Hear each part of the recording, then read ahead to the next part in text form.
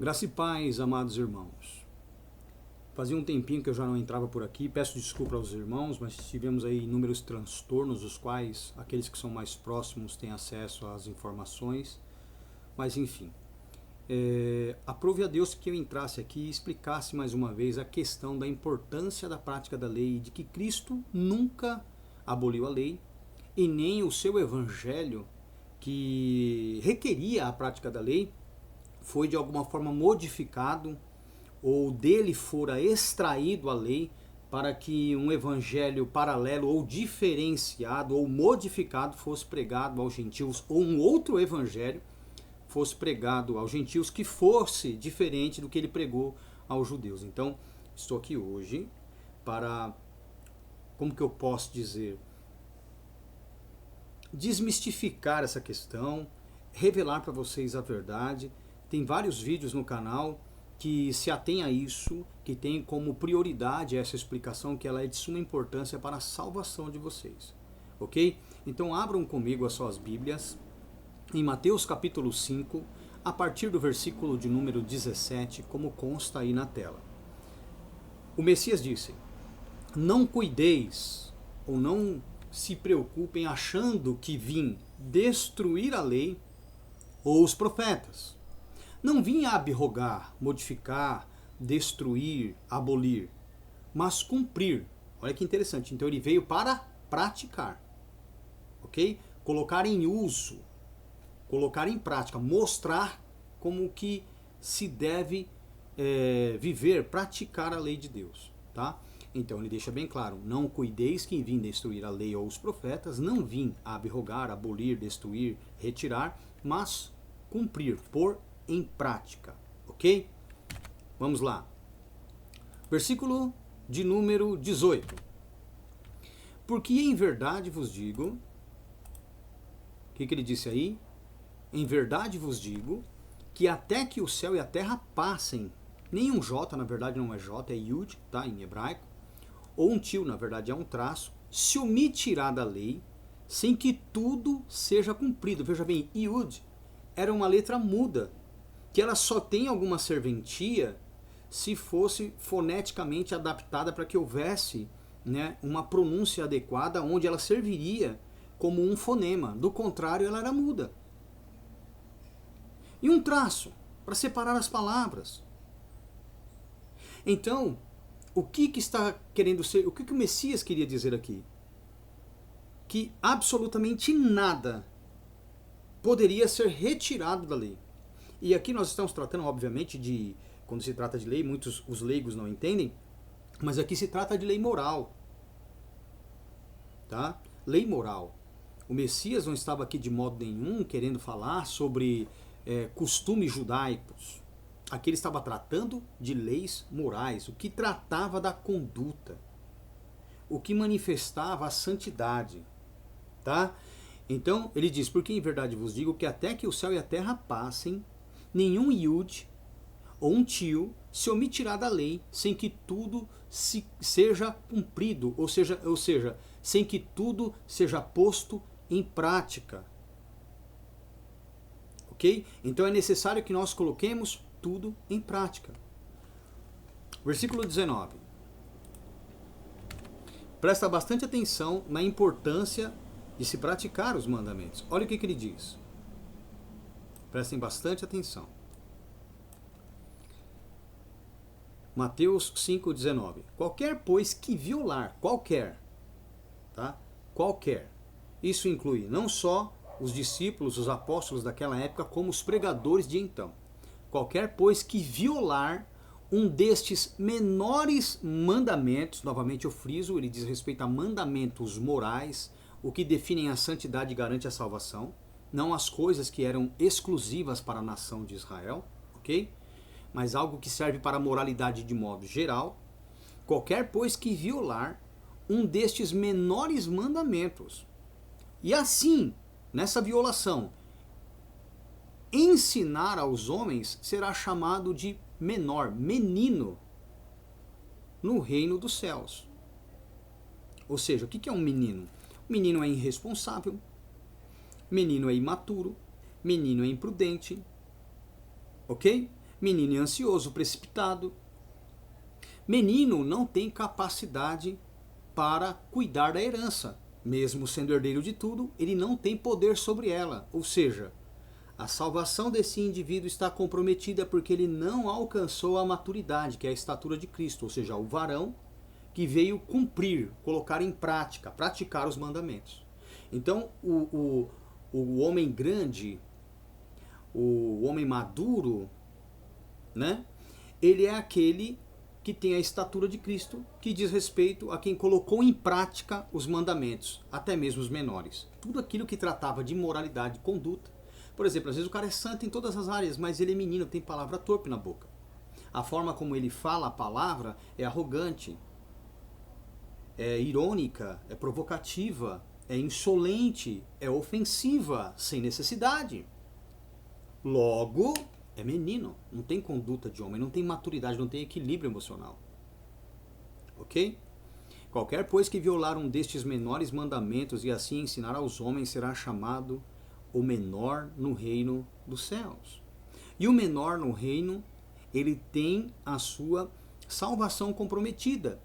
Porque a tendência é, como é ensinado em Efésios 4, a partir do versículo 11, né, do 11 ao 16, que o indivíduo alcance a estatura de Cristo. Varão perfeito, maduro, à medida da estatura completa de Cristo. Então o menino, ele não alcança. E o menino não pode cuidar da herança. Certo? Porque ele é o quê? Menino. Ele tem que ficar aos cuidados de alguém até alcançar a maturidade. Agora imagina quantos meninos estão aí fora dizendo que a lei foi abolida. Por não entenderem, né? Quando eles falam, nós estamos na graça, nós não estamos na lei, eles não entendem que ali se trata de regime e não de abolição de mandamento. Mas enfim. Aí ele diz o seguinte, ó, aquele, porém, que os cumprir, que os praticar e ensinar, veja bem, praticar e ensinar. Porque o violador, ele não ensina. Porque o violador, se ele ensinar, ele se compromete. Porque aos olhos dos outros, ele será cobrado por não viver aquilo que ele está pregando. Já aquele, porém, que os praticar e ensinar, será chamado do quê? De grande no reino dos céus, maduro, homem perfeito, a estatura completa de Cristo.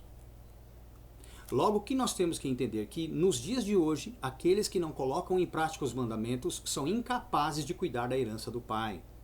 Têm a sua salvação comprometida, porque não estão na estatura de Cristo, não alcançaram a estatura de Cristo, por não colocar em prática dos menores aos maiores mandamentos. Beleza?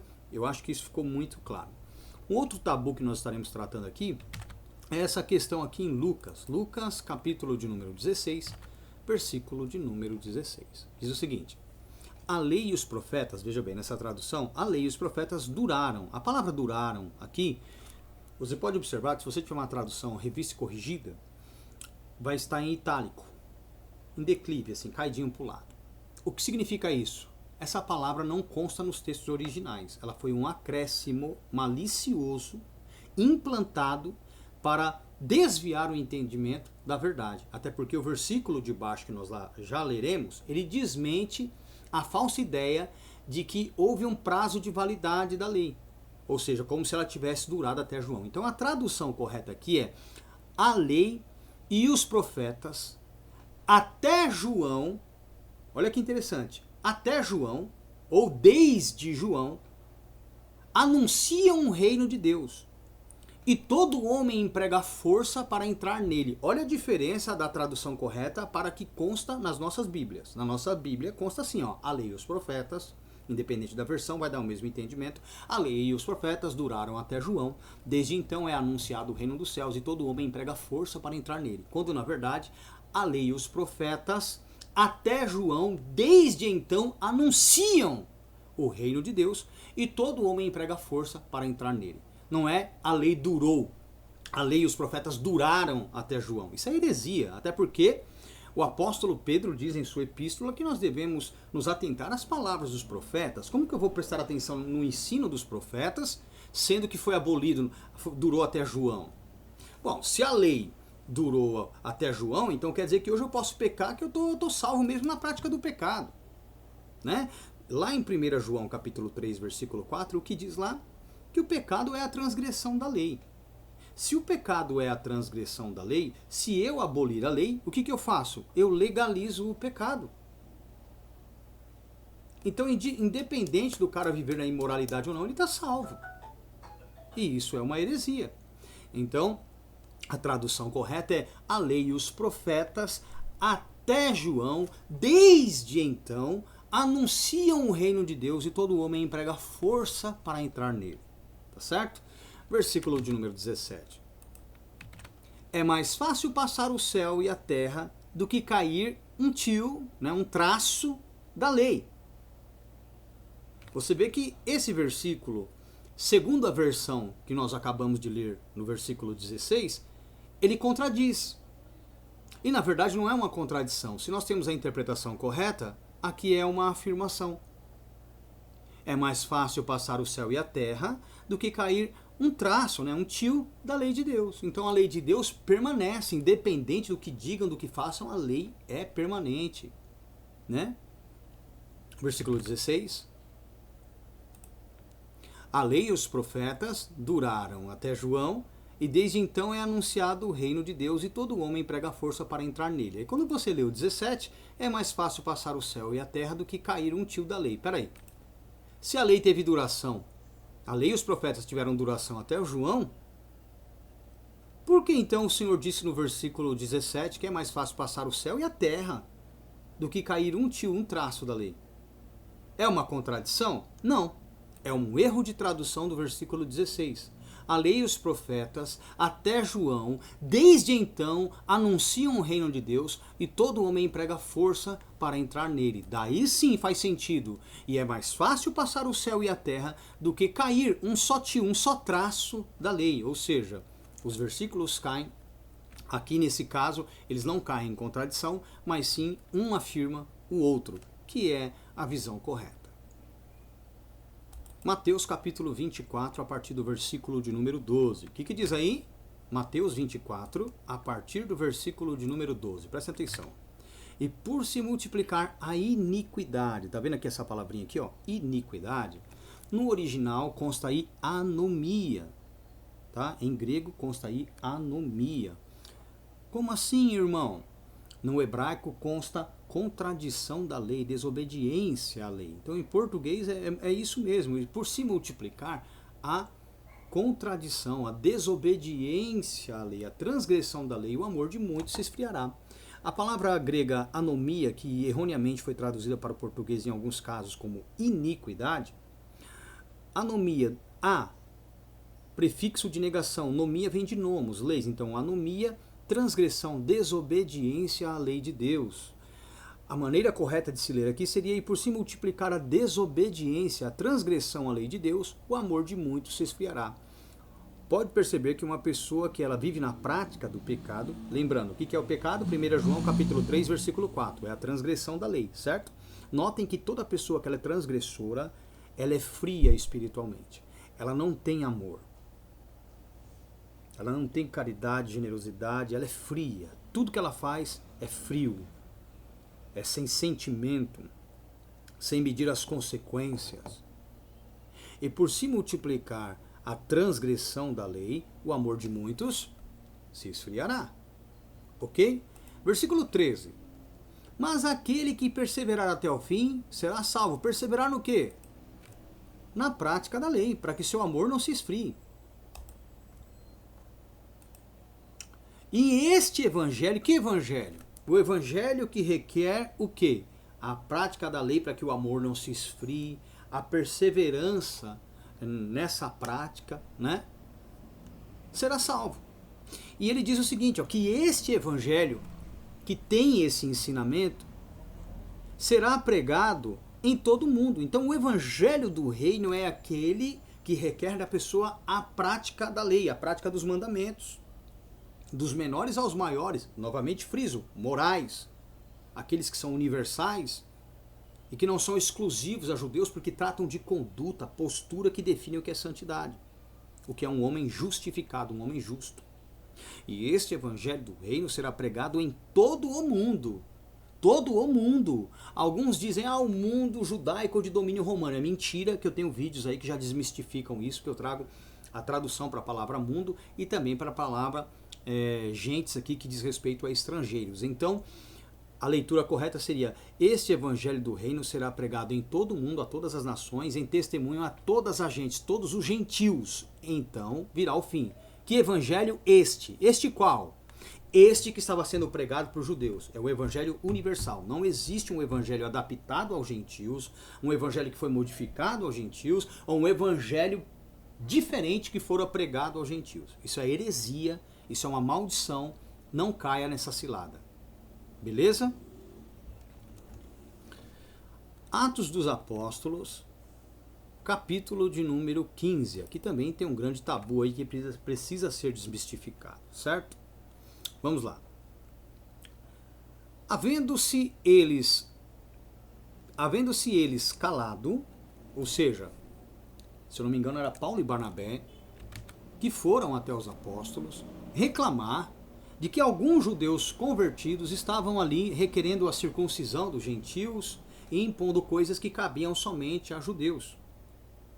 Muitos se utilizam desse texto para dizer que a lei ou o evangelho pregado aos judeus é diferente do pregado aos gentios. Não. Veja bem, coisas que diziam a nação judaica não havia necessidade que fossem pregadas a gentios, porque os gentios não são descendentes sanguíneos de judeus. Quero deixar isso bem claro. Vamos lá.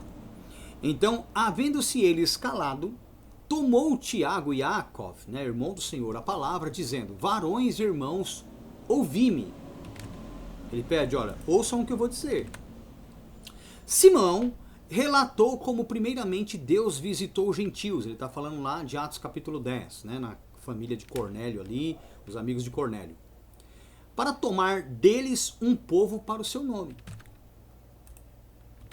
E com isso concordam as palavras dos profetas, como está escrito. Aí ele vai dizer aqui, olha. Depois disto, voltarei e reedificarei o tabernáculo de Davi, que está caído, e levantá-lo-ei das suas ruínas, e tornarei a edificá-lo, para que o resto dos homens busque ao Senhor, e também todos os gentios sobre os quais o meu nome é invocado, diz o Senhor, que faz todas estas coisas, que são conhecidas desde toda a eternidade. Pelo que julgo que não se devem perturbar aqueles dentre os gentios que se convertem a Deus. Ele vai explicar o quê? Por quê? Mas escrever-lhes que se abstenham das contaminações dos ídolos, ou seja, da idolatria, da prostituição, mas aqui a palavra grega aqui, que cabe aqui, ela é um pouquinho mais ampla, não se define só a prostituição, mas a palavra que consta aqui, ela diz respeito a todo tipo de imoralidade sexual, e do que é sufocado e do sangue, ou seja, isso aqui qualquer crente sabe, carne sufocada, sacrifícios de sangue, etc, etc, que são coisas, inclusive, que até hoje as religiões afro praticam, sangue do animal, coloca na vasilha, alguns comem em festivais e fazem temperos, etc. Ele está dizendo que nós devemos nos abster disso, e crentes já ensinam isso há muito tempo. Todavia, alguns alegam que não há necessidade de que se pratique nada mais além disso que foi citado aqui, quando, na verdade, o que Tiago está fazendo aqui, como que eu posso dizer, ele está pontuando algumas coisas que os gentios não se atentaram em pôr em prática. Então ele estava aqui, olha, cobrando, façam isso também. Versículo de número 21. O que ele diz aí? Porque Moisés, desde os tempos antigos, veja bem, desde os tempos antigos, tem em cada cidade quem o pregue. Ele estava falando em cidade de quem? Dos gentios. E cada sábado é lido nas sinagogas de quem? Dos gentios. O que é lido? Moisés, a Torá, o Pentateuco, os livros da lei. Então vejam que Tiago está deixando bem claro, olha, todos os ensinos de Moisés têm sido realizados nas sinagogas deles todos os sábados. Só frisem para eles, frisem o quê? Versículo 15. Perdão, versículo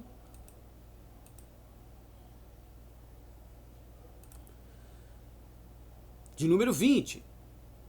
Escreva-lhes que se abstenham das contaminações dos ídolos, ou seja, deixem de lado a idolatria, a imoralidade sexual, deixem também do que é sufocado, certo? E do sangue, ou seja, animais que eles matavam da maneira incorreta, eles matavam por estrangulamento ou quebra de pescoço. E usavam o sangue para fazer tempero ou então rituais, como passarem sobre o seu corpo e etc. Então, alguns ainda mantinham essa cultura e Tiago estava frisando, não é assim. Pontuem isso porque eu estou vendo que eles estão falhando nisso aqui, ó. Eles idolatravam muito os pregadores. Então, Tiago está falando, ó, corta isso daí, tá? Ele não estava dizendo, ó, para eles é outro evangelho, ou só coloquem em prática isso aqui. Não, de modo nenhum.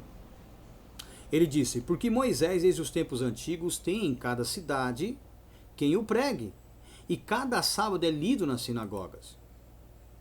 Então pareceu bem aos apóstolos e aos anciãos, com toda a igreja, eleger varões dentre eles e enviá-los com Paulo e Barnabé a Antioquia, a saber, quem que eles enviaram?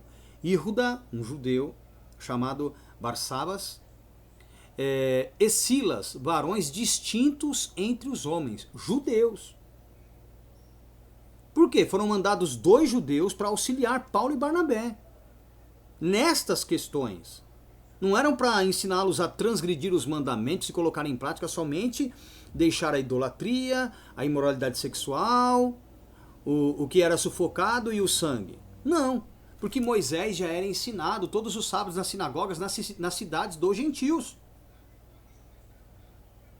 O que era para frisar, ou seja, olha, se atentem a isso porque nisso aqui eles estão falhando. Era a questão da idolatria, do que era sufocado, da imoralidade sexual e das questões do sangue aí, né, que eles faziam com o sangue dos animais. Ok? Isso ficou fácil de entender?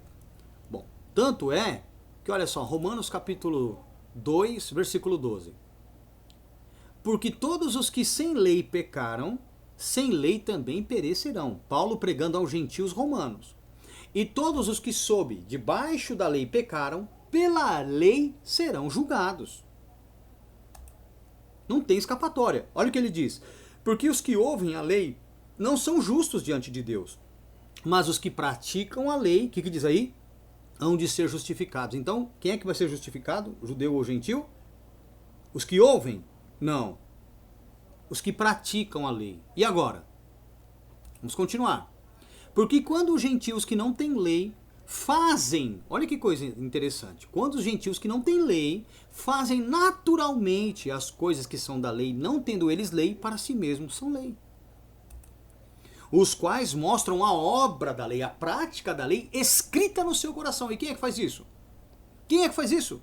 O Espírito Santo, testificando juntamente, olha o que diz aí, testificando juntamente a sua consciência e os seus pensamentos, quer acusando-os, quer defendendo-os. No dia em que Deus há de julgar os segredos dos homens, por Yeshua, o Messias, segundo o meu evangelho. Então, segundo o evangelho pregado por Paulo, havia de ser justificado aquele que fosse o quê? Praticante da lei de Deus. E agora? Mas quem é que faz o indivíduo praticar naturalmente a lei de Deus? Vamos lá, Ezequiel 36, 26.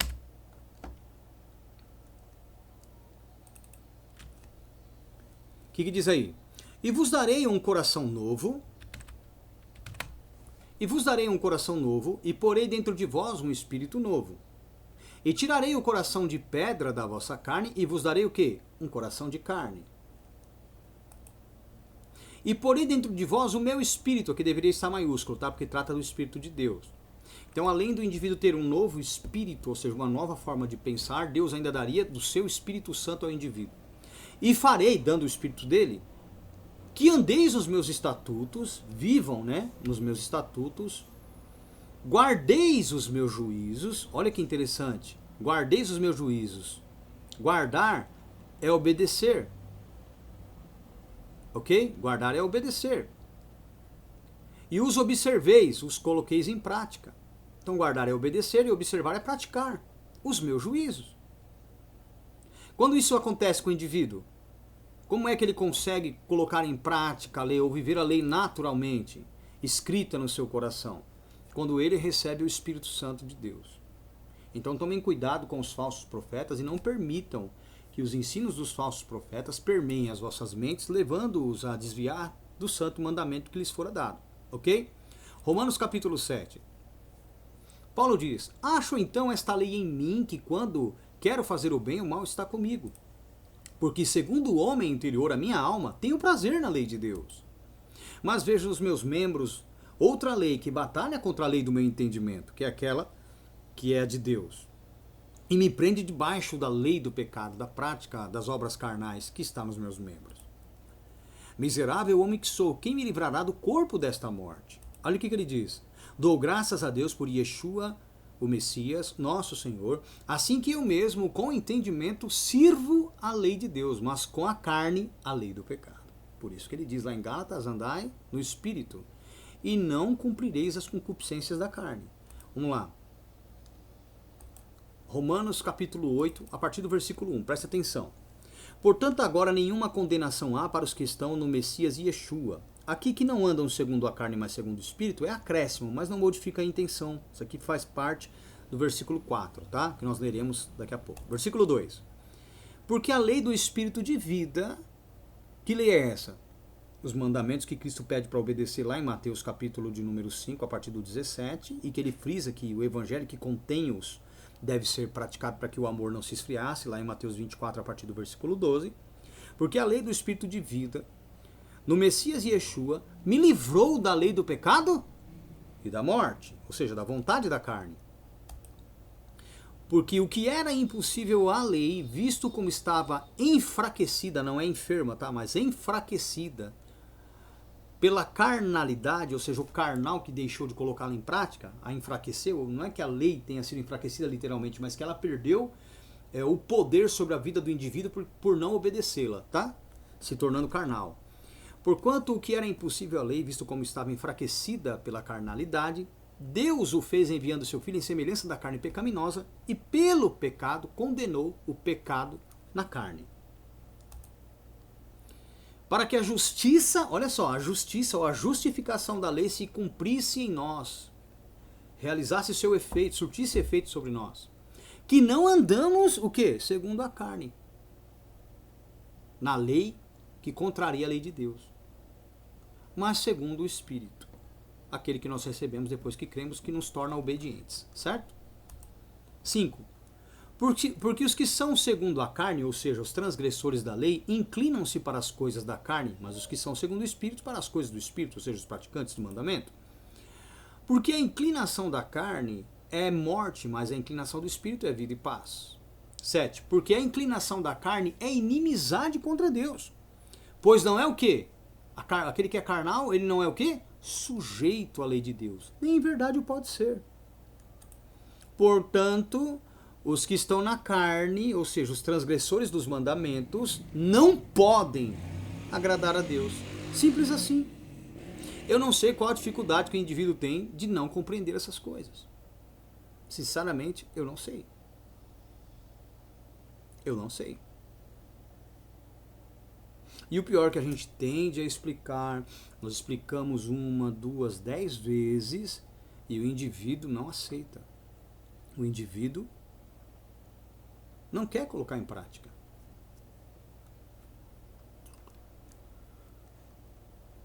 Hebreus capítulo de número 8, a partir do versículo de número 6. Prestem atenção.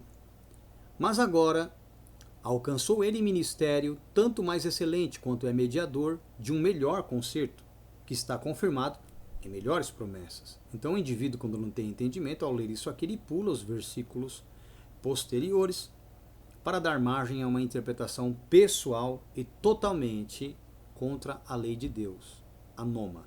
Tá? Então vamos lá.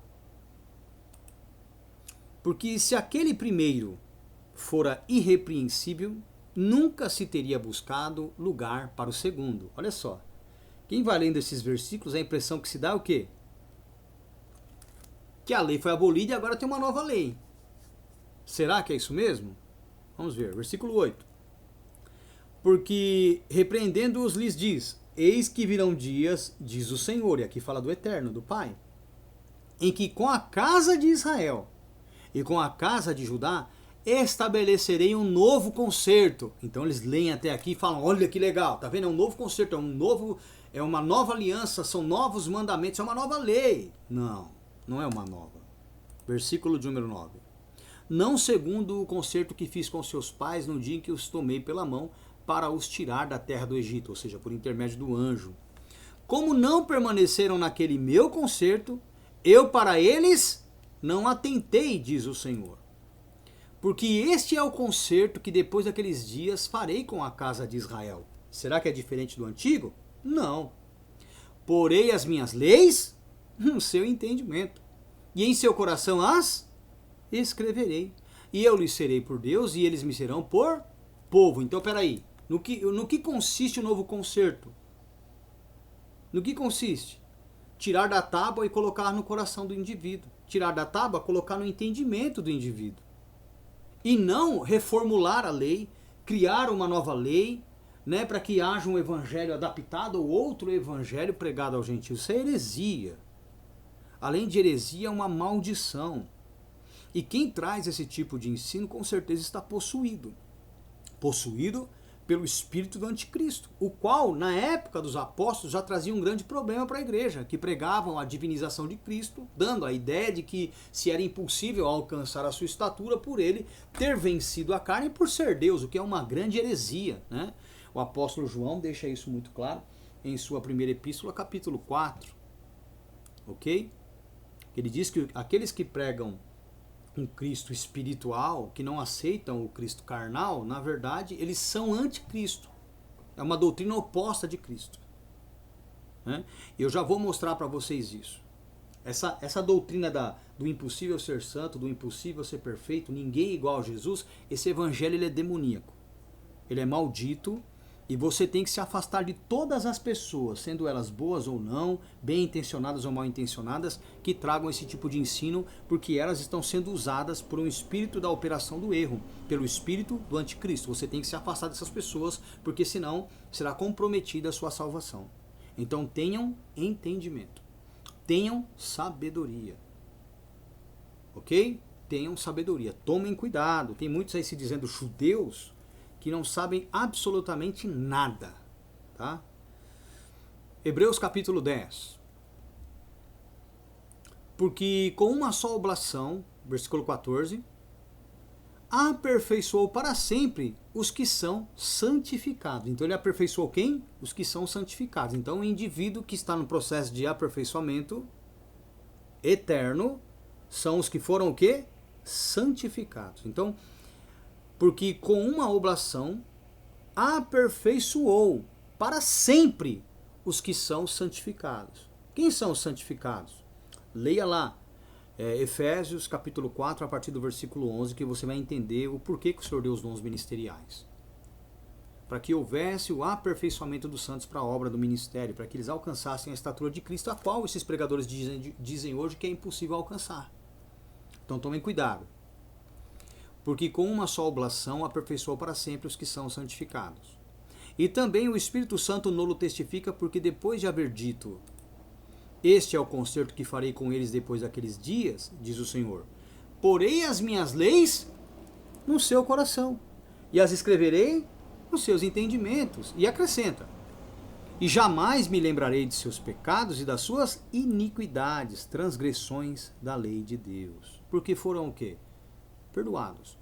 Então notem que a interpretação que esses indivíduos trazem, ela é totalmente nociva à salvação. Ok? Totalmente nociva à salvação. Tomem cuidado com aquilo que vocês têm ouvido aí fora.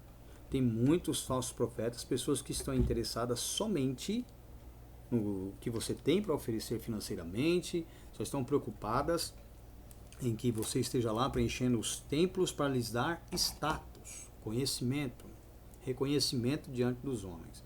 E essa não é a nossa intenção. Nós pregamos gratuitamente para que os irmãos sejam aperfeiçoados, ok? Para que os irmãos possam aí alcançar a estatura do Senhor em tempo hábil, para que se tornem grandes pregadores do Evangelho da graça, da palavra, que tende a salvá-los e não condená-los. Vamos lá para Daniel, capítulo de número 11, que eu vou mostrar para vocês a doutrina do anticristo. Vamos lá, Daniel 11. Então o anticristo tornará para sua terra com grande riqueza, e o seu coração será contra o santo concerto. Isso mesmo, o concerto da lei, que antes estava na tábua e hoje é colocada pelo Espírito Santo no nosso coração e no nosso entendimento. Ok? E fará o que lhe aprouver e tornará para sua terra. No tempo determinado, tornará a vir contra o sul, mas não será na última vez como foi na primeira. 30. Porque virão contra ele navios de Quitim, que lhe causarão tristeza, e voltará e se indignará contra quem? Contra o santo concerto, a lei de Deus, que é colocada no nosso entendimento e no nosso coração, que foi abolida, retirada da tábua de pedra e transferida para o nosso entendimento e nosso coração. E fará o que lhe apraz, e ainda voltará e atenderá. Olha, prestará socorro, serviço, auxílio aos que tiverem o quê? Desamparado o santo concerto, abandonado a lei de Deus. Os crentes de hoje, alguns judeus. Vocês entenderam? E sairão a ele uns braços que profanarão o santuário e a fortaleza, e tirarão o contínuo ou perpétuo sacrifício. Qual é o contínuo ou perpétuo sacrifício? O de Cristo. Porque presta bem atenção, quando vocês abolem o santo concerto, abolem a lei é o que define o que é o pecado. 1 João capítulo 3, versículo 4. Se você abolir a lei, você legaliza o pecado. Se Cristo morreu pela transgressão da lei, pelos nossos pecados, você está desvalidando o sacrifício dele. Você está retirando o contínuo ou perpétuo sacrifício, que é o de Cristo. E estabelecendo com essa conduta a abominação desoladora. E aos violadores do concerto, os transgressores, ou seja, os praticantes do pecado, ele com lisonjas, bajulações, palavras, sabe? Não é assim também, imagina, você vai ser salvo mesmo vivendo na podreira, na imundície, na sujeira, não tem problema não. Uma vez salvo, salvo para sempre, ninguém é igual a Jesus, todos nós somos pecadores justificados, etc. Esses discursos demoníacos são as lisonjas que serão utilizadas por esse espírito nas pessoas, pelo espírito do anticristo nas pessoas. E aos violadores, os transgressores do concerto, ele com lisonjas, bajulações, com uma palavra pervertida, perverterá. Mas o povo que conhece o seu Deus se esforçará e fará o quê? Proezas. Então, quem são esses aqui, esses violadores ou transgressores? São pessoas que têm a consciência de que estão erradas pela vida que têm levado, mas ele com lisonjas vai fazer com que elas... que seja amenizada em suas mentes a responsabilidade dos seus feitos, conformando-os a uma vida transgressora, violadora do concerto, através da bajulação, que é esse evangelho confortável pregado hoje, aonde o indivíduo acha que ele será salvo vivendo do jeito que ele acha melhor, do jeito que ele julga ser o certo. Meus amados, o que define o que é certo e o que é errado é o mandamento de Deus. Não sou eu, não é você. Não é sua interpretação. O evangelho ele não é pregado segundo as suas fraquezas, mas para ajudá-lo a vencê-las, a superá-las. O evangelho não é pregado para que você busque dentro da palavra algum conforto para a vida imoral que você tem levado, transgressora que você tem levado, mas para que você mude de vida, para que você se torne uma pessoa obediente. Qual é o sentido de se pregar um evangelho que conforte a pessoa a uma vida reprovada por Deus? É o que eles fazem hoje, são as lisonjas, o evangelho distorcido, o evangelho pervertido.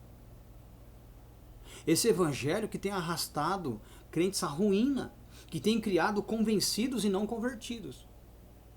Pessoas que acham, que criam para si visões filosóficas baseadas, eu não acho que é bem assim, isso foi escrito por homens, mesmo que você pode buscar conforto no que você quiser, a salvação é definida pelas escrituras. Nela está determinado o que é certo e o que é errado. E se você não quiser obedecer aquilo que funcionou na vida de tantos, salvando tantos da condenação, Cria para você a sua própria igreja, escreve sua própria Bíblia, segue seu próprio caminho, fala: Deus, eu não te quero, eu quero criar um Deus para mim, que seja segundo os meus princípios, baseado nas minhas fraquezas e que me aceite como eu sou. Porque Deus, veja bem, meus amados, Deus te recebe como você é, mas Ele não te aceita como você é. Do contrário, para que serviria a pregação do Evangelho? Te receber como está não significa que eu vou te aceitar no o convívio comigo do mesmo jeito. Eu tenho que te mostrar: olha, eu te aceito assim, mas você tem que viver assado. E é assim que a banda toca. Quem quer bem, quem não quer, amém. Cria para você seu próprio Deus. Aliás, a pessoa que age assim, ela é Deus de si mesma. Mas aqueles que obedecem a Deus renunciam suas vontades e colocam em prática as Escrituras para que elas tenham em si a realização de Deus, que é ver a imagem do seu Filho em cada um daqueles que o aceita como Messias.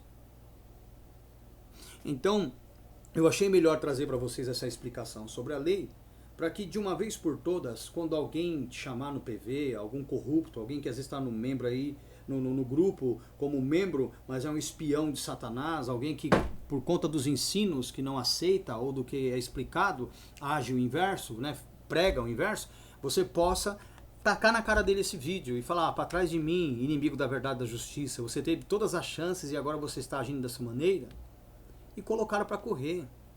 Ou tentar de alguma maneira salvá-lo, caso você veja que haja chance ainda para esse indivíduo. Que Deus abençoe vocês, fiquem na paz e até a próxima oportunidade, meus amados. Shalom, Deus abençoe.